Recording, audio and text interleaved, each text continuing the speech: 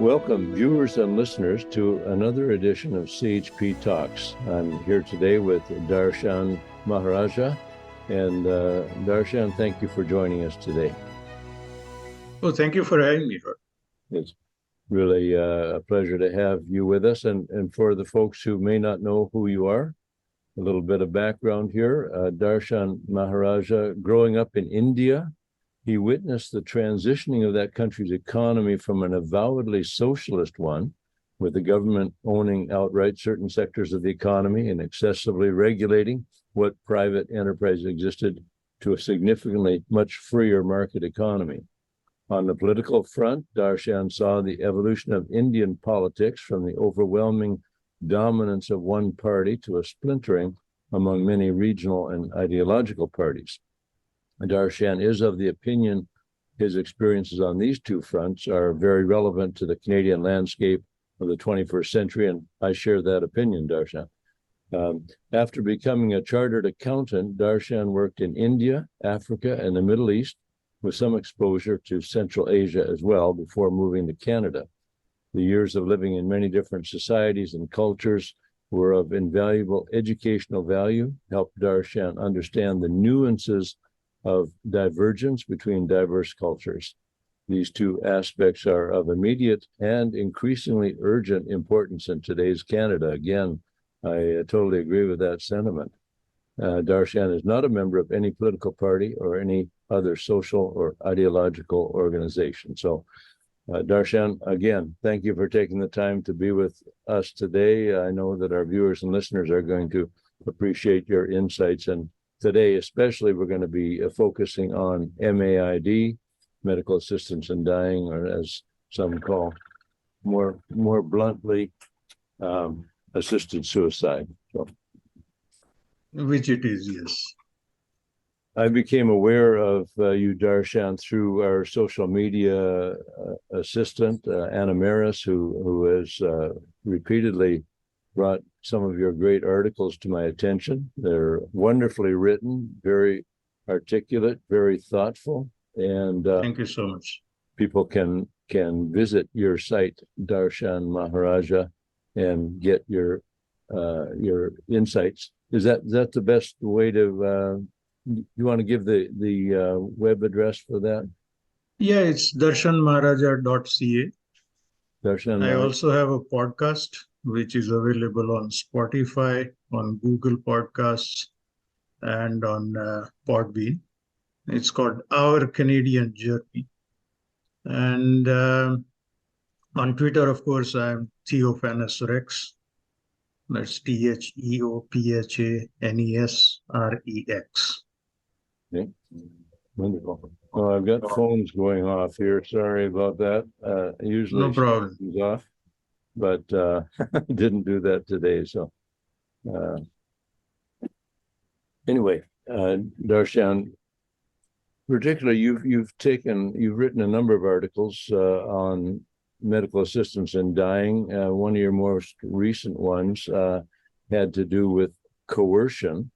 And so I don't know if we work our way back or we should start at the beginning, but of course, most folks listening to this program will know that the Canadian government has a program of what they call medical assistance in dying, which means basically a doctor gives you a shot that ends your life, what we would call prematurely. So if you don't mind starting at the tail end of this with coercion, what would we mean by coercion when it comes to what they are calling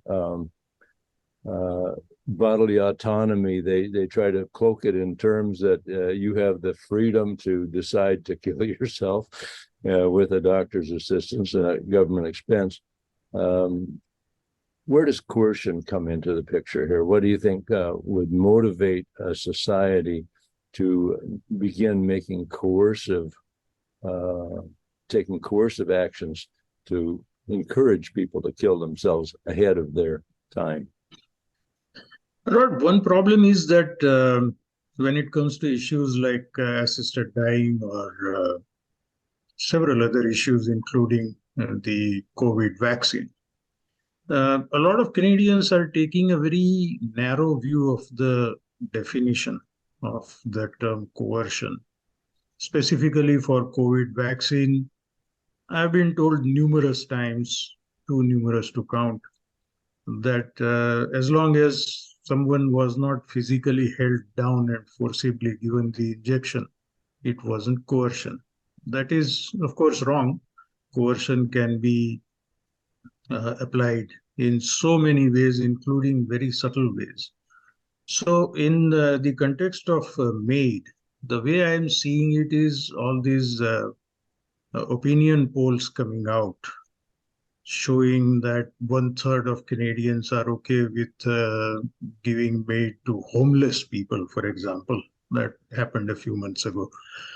And now that about 70% are okay with advance consent for people who have not yet been diagnosed with an irremediable terminal situation. Now, either these numbers, the poll numbers, are organic, that people are giving their actual opinion, or that they are synthetic, if one wants to be conspiracy minded about these things. But the problem with conspiracy theories of late is that too many of them have been coming true. So I'll just keep them on the periphery of my vision. But regardless, whether this is organic or synthetic, it is definitely gravely concerning that something that is literally a matter of life and death is being presented only by random opinion polls of 1,000 or 1,500 or whatever number of people. I think we have, right from the word go, we have lost track of what kind of an issue this is, and therefore what kind of an approach we need to take as a society to arrive at a conclusion. We went purely legalistic route, where the Supreme Court said that this, denying someone the request to end their lives is a violation of the charter right under Section 7. So that is a legalistic approach, and I'm not minimizing that.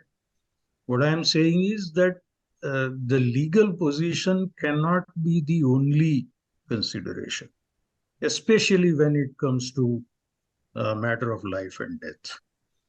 Because with all the advances in civilization, we haven't truly understood what makes something or someone alive. I'll give you a short example, personal example. A few years ago, I was just sitting here at my home and watching outside over to my backyard, and a bird came flying, flew halfway across my deck, and then dropped vertically to the deck. So I thought maybe something was wrong. Let me go out. As I opened the door, I expected the bird to fly away. It didn't. And I went there and I found that it had died.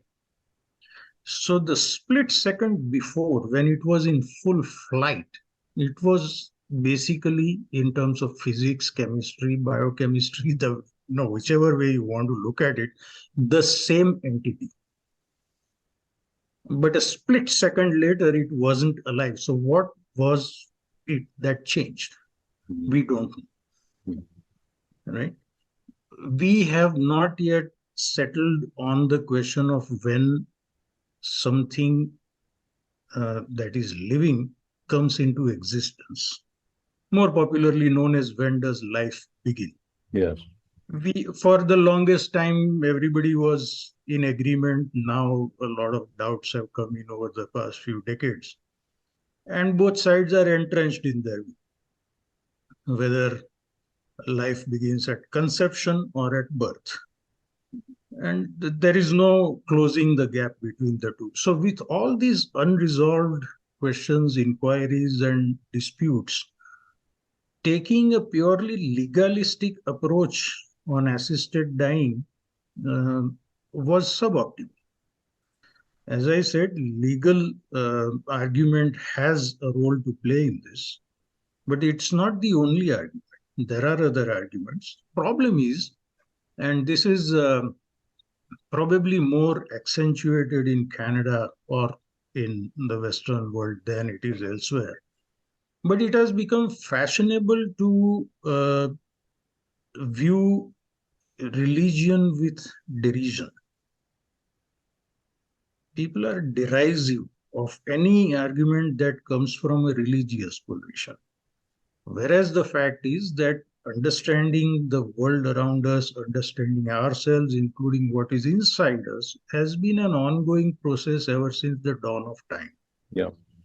And whatever was discovered or agreed upon was codified at some point, which then got the name of religion. Mm-hmm. Now, not all of that is of lasting value. I'm not particularly religious, although nominally I am a Hindu.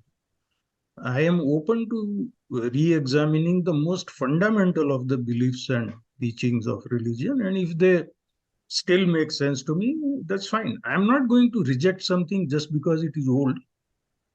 I'm not going to accept something just because it is new. Right. And I'm not going to adhere to something just because it has existed for a long time. It has to make sense to me afresh. So within that mind frame, I am quite disappointed with the way this fundamentally important issue has been handled. There hasn't been much of a public consultation on this. Back in 2015, I remember, there's a church near my place and it had a sign facing the street saying, death is not healthcare. But I think they have also given up since then.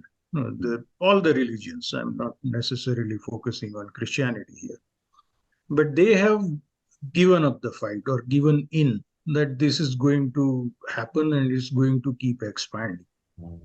So that is another disappointment that I have with this.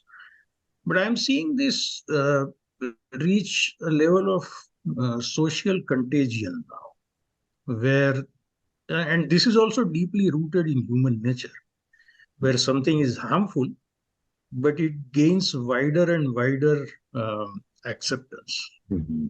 For example, the wave of anorexia that swept through in the 1990s, I think it was. Before then, nobody knew what it was. Mm-hmm. Then it became a household term. Now nobody remembers again. So it swept through. In the meantime, it caused harm. Mm-hmm. Right. I don't know how long this will, because it's difficult to predict, especially the future. So I don't know how long it will take for us to reverse course. But in the meantime, it's going to create enormous harm. Yeah. And it occurred to me while you were speaking about, the Supreme Court made the decision that basically, promoted the concept of legalizing assisted suicide, doctor-assisted death. And you might almost say that they coerced the government to enact their, personal feelings as Supreme Court justices, because I know that Stephen Harper, indicated whatever his real thoughts and feelings were about it, indicated that they had not much choice, that they had to go ahead. Of course, he could have used the notwithstanding clause had he really thought that was important. But then Justin Trudeau, who came in that year and then passed into law medical assisted dying in 2016, certainly could point back to the Supreme Court, said we really had no choice. That was a judicial decision, and that kind of takes the blame off the shoulders. But I think they also, both Harper and Justin Trudeau, recognize that social feelings about medical assistance in dying had moved to a place where it was not unpopular to talk about it. In fact, of course, since it has been accepted, since it's been passed into law, it has gone on a roller coaster ride here, and now some things that were unthinkable, 10 years ago are now the things at the front of the discussion, such as the doctor killing of mentally ill patients, and the public acceptance of the idea that someone might, whereas not very many years ago, fighting suicide was on everybody's lips. How are we going to prevent this scourge of suicide from taking lives prematurely? And now it seems like many people have accepted the idea that if life is difficult, you could just choose to leave this planet, and you don't have to wait for that day when you would die of natural causes. So I saw this when the original bill was being debated at the Senate. I happened to sit in on Senate hearings, and there was a strong promotion from, I believe it was the College of Physicians and Surgeons of Ontario, and it seemed like there were bean counters there who were weighing the costs of keeping people alive as opposed to the cost of putting them down. And I was kind of shocked, because I thought College of Physicians and Surgeons should be directed towards medical treatment to improve life, to improve health, and to maintain life. And then I saw this sort of about face taking place where, well, it would save a lot of money. People seem to be more willing to talk about that aspect of it without shame now. Talk about, well, it costs a lot of money to look after people in their elder years, and so what's wrong with giving them an easy way out and saving the taxpayer dollars? So that to me is shocking. I'm sure you feel the same way about that. Any comments about the cost element of it? Yeah, in fact, that was the very first article that I wrote on MAiD. And it's curious because this cost argument had been given barely 6 months after the original law was made in June 2016. By January 2017, CBC carried an article citing some study that was done by someone at University of Calgary, showing that it could save, assisted dying regime could save between $35 million to $136 million a year in the healthcare system. Now, this was in January 2017, but for some odd reason, it started circulating, almost went viral in September of 2022. Wow. And that is how I got notice of it on Twitter. And then I read it, and then that was my first article, where, to me at least, it is highly offensive to consider the money argument in deciding whether someone should live or die, or even for medical treatment. Unfortunately, because we have the kind of structure of healthcare system that we do here, which is a single payer system, this was inevitable. And while this is, of course, shocking for someone to say that, helping people to die will help us save money, I had seen an earlier example of this.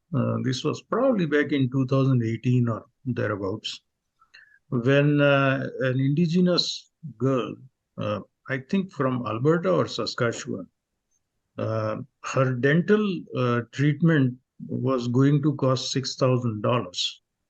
And the government was fighting that in court and had, by that time, spent $110,000 on legal fees. And the case was still ongoing. So there are a couple of things here. And because I grew up in a socialist country, I have closer experience with that and hopefully better understanding of it, which is that within all these budgetary allocations, uh, the bean counters will always rule the roost, but the alternative that leads to higher cost will be in nobody's view, on nobody's radar, which is why it's possible to spend $110,000 fighting a claim of $6,000.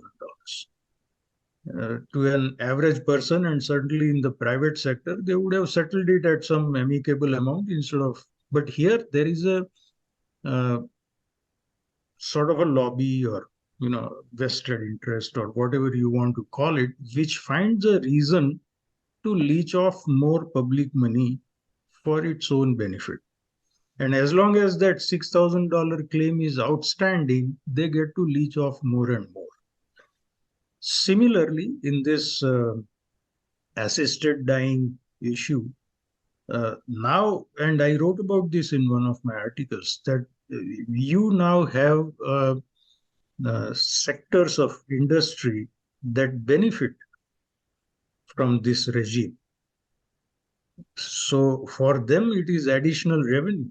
And as long as they have a hold, possibly stranglehold, on the way the policy goes, you're not going to have any success in holding back the expansion of assisted dying, let alone reversal. You spoke about coercion. See, the court gave Parliament 1 year to come up with a law. But as a private individual, I am seeing where is the or else. Suppose Parliament did not make that law, what would have been the consequence for the Parliament or parliamentarians or the government or whoever? There was no or else. And to remind you, in the famous Morgenthaler verdict, the Supreme Court also asked the Parliament to formulate a law which hasn't happened till now. That's 35 years. Yeah. Because there is no or else. Right. They can choose to ignore it, but they didn't. And that is because of the Overton window. Overton window, not of public opinion necessarily, but Overton window of the possibility of benefiting from a particular course of action, benefiting politically.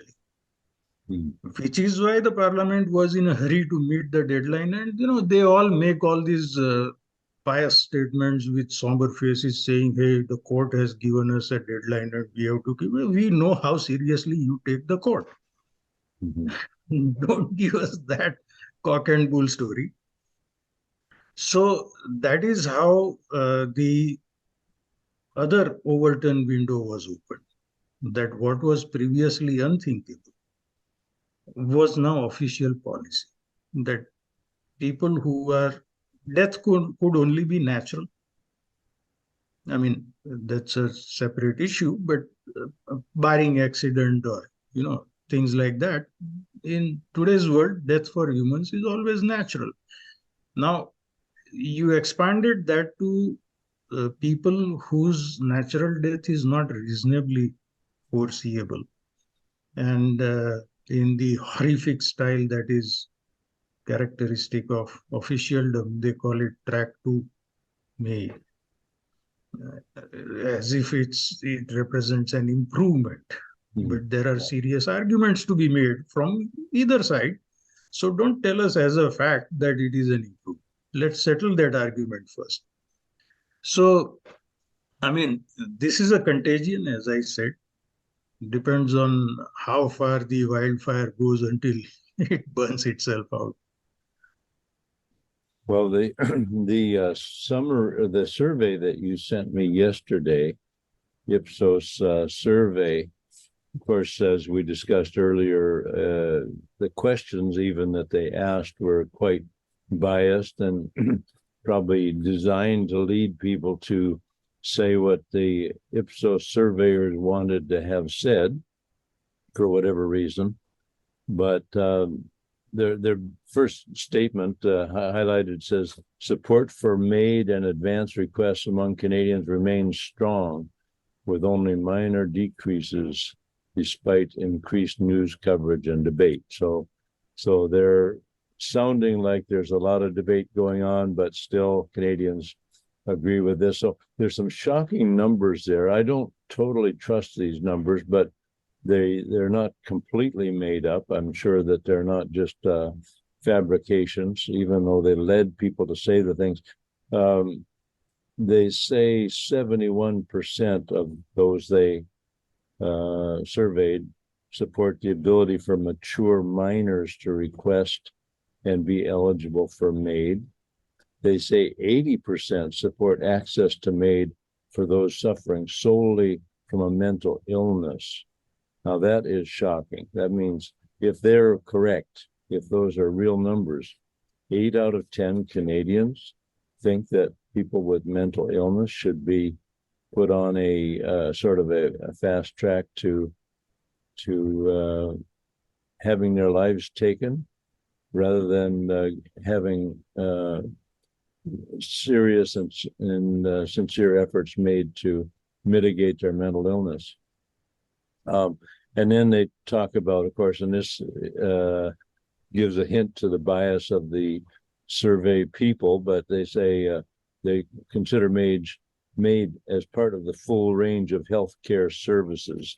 So, of course, how helping someone to die is a healthcare service. I will never understand that way of looking at life, but there are people who look at it that way. You mentioned the Overton window. I think most of our listeners will be aware of the concept of the Overton window. Between two extreme positions, there is a range that is considered acceptable to maybe a majority of the population.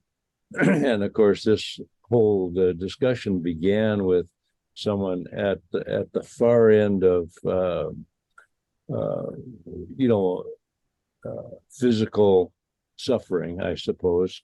And now the other end of what they are claiming is within the Overton window is now a teenager who is having a bad day. Almost to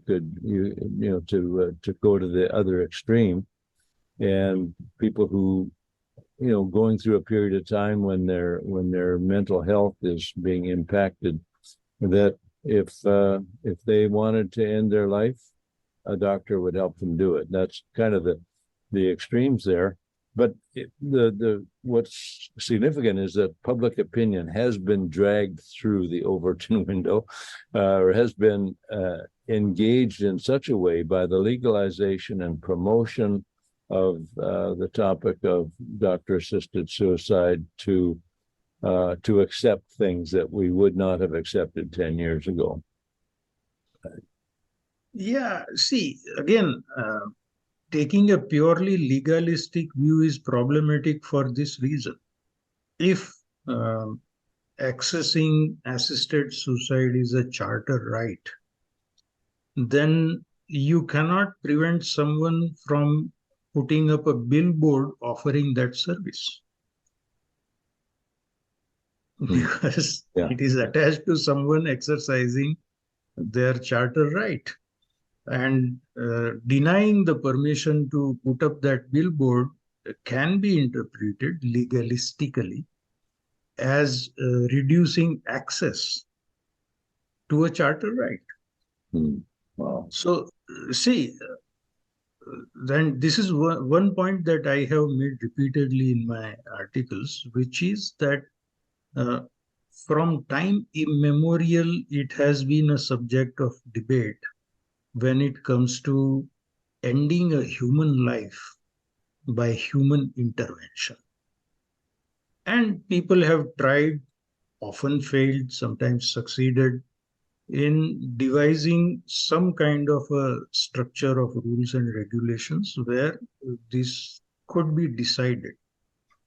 I'm not saying allowed, but at least decided whether it should be allowed or not. And there are times when they went astray, and stoning to death of a woman on charges of adultery, for example. Thankfully, we don't have that anymore, but there are parts of the world where that is still practiced. So you come down to the issue of ending a human life by human intervention. And there is this inner awareness, or at least an inkling in everyone, that there are certain things in this creation that are beyond the comprehension of humans. Now, that comprehension advances as time passes. So what were matters of religion at one point are now matters of science. But this issue of life itself, what makes something living, that is something that we have not yet cracked. And as long as that remains the case, we have to approach the issue of ending human lives by human intervention with extreme caution. It cannot be decided by Supreme Court verdicts or opinion polls, although those are necessary ingredients of the final solution. But it cannot be decided by opinion polls. For example, if you recollect, there is a famous episode of Yes Minister, that BBC series, a classic, where Sir Humphrey Appleby shows to his junior Bernard how the same person can be led through a series of questions to finally give the exact opposite answer to the previous one. Wow. Are you in favor of this or not? And then Sir Humphrey asks 4 or 5 questions, and it neatly guides Bernard to say yes. Then he says, okay, now let's go through another set of questions. And then that set of questions leads Bernard neatly to say no. So it's also a science, and like all sciences, it can be misused. Mm-hmm. And so first of all, there would be that element of caution when looking at any opinion poll. But I think what is happening here is that there is, first of all, the judicial come legislative input, because judiciary is always in a hurry to catch up to, the legislative body is always in a hurry to catch up to the judicial reinterpretation of the right to die. And the judicial reinterpretation is driven by activism, which is behind the scenes, although the entities are out in the open. What they actually do, people like Dying with Dignity Canada or CAMAP, the Canadian Association of MAiDs, Assessors and Providers. These are both charities, by the way. So their activism is largely behind the scenes, although Alexander Rakin did an excellent investigative piece on how they train and what kind of scenarios they envisage and all that. Wonderful piece. So what is happening is that you have this behind the scenes activism pushing the judicial reinterpretation of the right to die, and then the legislative body in a hurry to catch up to that reinterpretation. And in the meantime, all these opinion polls have started very recently, although the issue blew up in the public sphere almost 9 or 10 months ago, because I wrote my article around that time, the first one. So I remember that was a hot issue. So I think this is also partly a reaction or attempt at damage control, because individuals like me and Alex Rakin, etc. Rupa Subramania wrote a great piece on that. So we were influencing public opinion, so that had to be countered. It's very simple, and I have nothing against that. This is how human societies function. But you cannot let that be the or those to be the only components of the decision making. And here I put a lot of the blame on the opposition parties, especially the Conservative Party. NDP and Greens are largely on board with this ongoing expansion.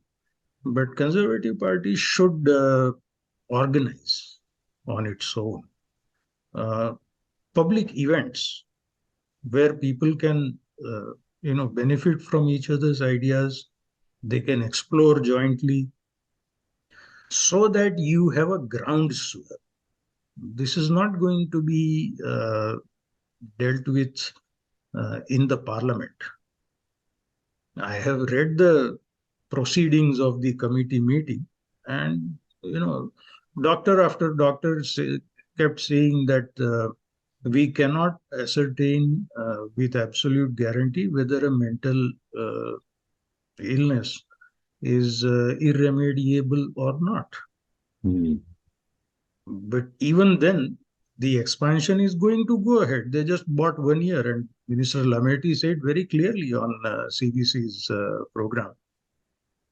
He said, we are just buying time. Yeah. And the profession wants to make sure that they have proper training in place. But that's like putting up a superstructure where the foundation does not exist. Mhm. Because your fundamental question is whether the illness is irremediable or not. Yeah. If that cannot be determined with any degree of certainty, then the rest of all the training and all that is of no use. Yeah. Yeah. So the fundamental questions are being sidestepped in order to advance this policy. That's my view. Yeah. In British Columbia, we have the Delta Hospice Society. President is Angelina Ireland. And a couple of years ago, the BC government, the NDP government here, tried to coerce them. These governments seem to like coercion of one form or another, to expand their services, so-called, into killing their patients. They have had a beautiful palliative care facility, unlike anything else in Canada, where people could go to live out their last days and have wonderful care. But the government was not content with, and as you probably know, palliative care is very rare. Not all Canadians have access to palliative care. It's one of the things that should be improved in our society, and it's a costly thing, but it should be made available. Anyway, the government of BC was unwilling to have this one facility, 13 beds, dedicated to comfort care and real health care in the final days. They wanted them to participate in the killing, medical assistance in dying, and when they refused, the government basically stole their facility that had been built with the donations of concerned members of society, some $8 million worth of a facility. The problem was they owned the facility, but it was on leased from the government. The land was leased from the government, so the government pulled the lease and took it away. But that is the level of, I guess, where the government puts pressure on people. They're not willing to have anyone stand against the tide. We saw that with the coercion towards COVID vaccine vaccinations and so on. The government is not willing to have anyone take a different path. They want everybody to endorse and joyfully participate in whatever path the government has chosen. And it's really sad that because then it means they close their ears and eyes to information that they should be receiving, especially about the dignity of mankind and the meaning of life and those types of things. They're all put on the back burner because everything is about full participation in this destructive practice. Yeah, and this increasing totalitarianism or authoritarianism is especially disappointing for someone like me who grew up in such a society or such a governmental structure and had an opinion of countries like Canada and the USA and Western Europe, where we yearned to be in that kind of a free society where the individual was basically supreme with reasonable restrictions. And the state did not force us to do anything.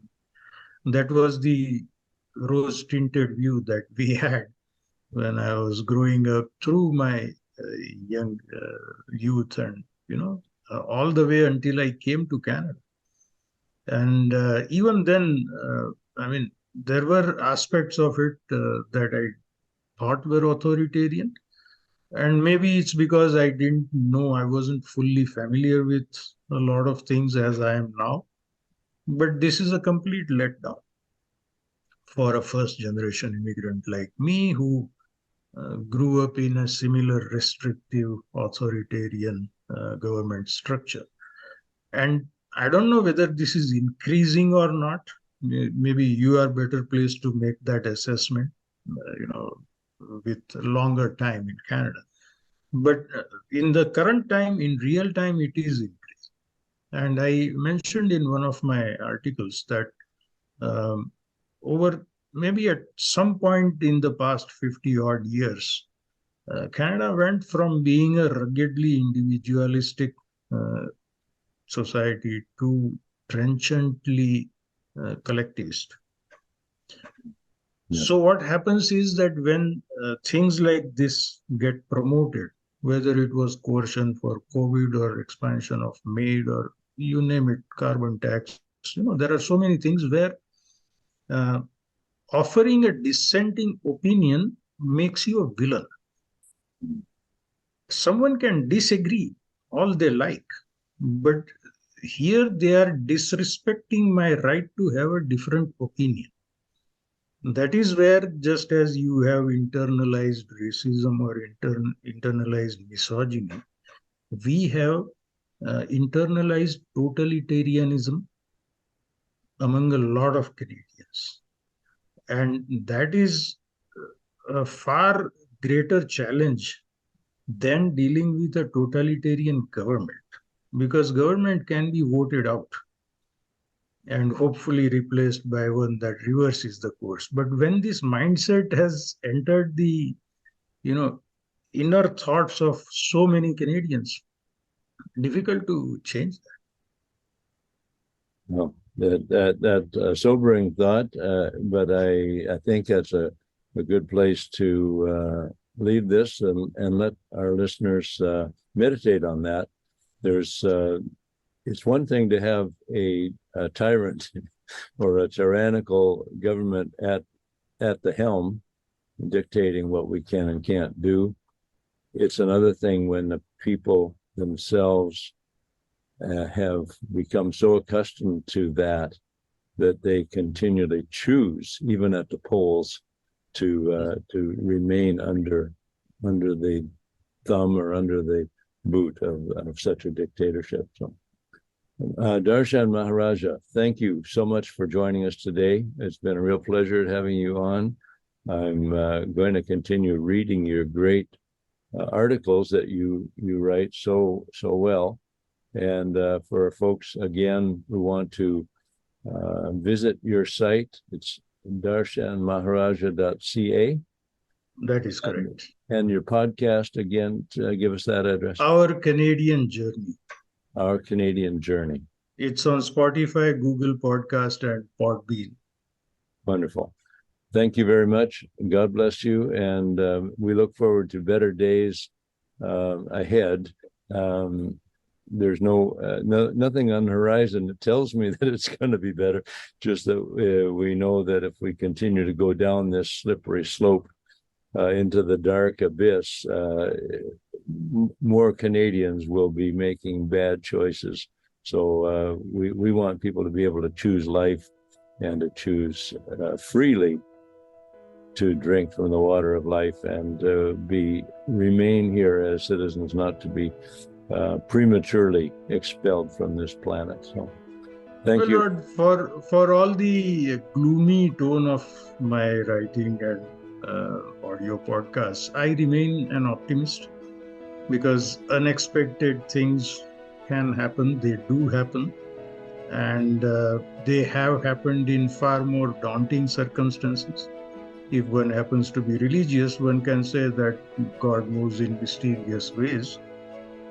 That's a different way of saying it, but that's basically the same thing. So we have to keep trying and remain optimistic. Well, thank you for continually putting the effort into expressing these thoughts so well in your articles and podcasts. So thank you, and God bless you. Thank you. Yeah. Goodbye.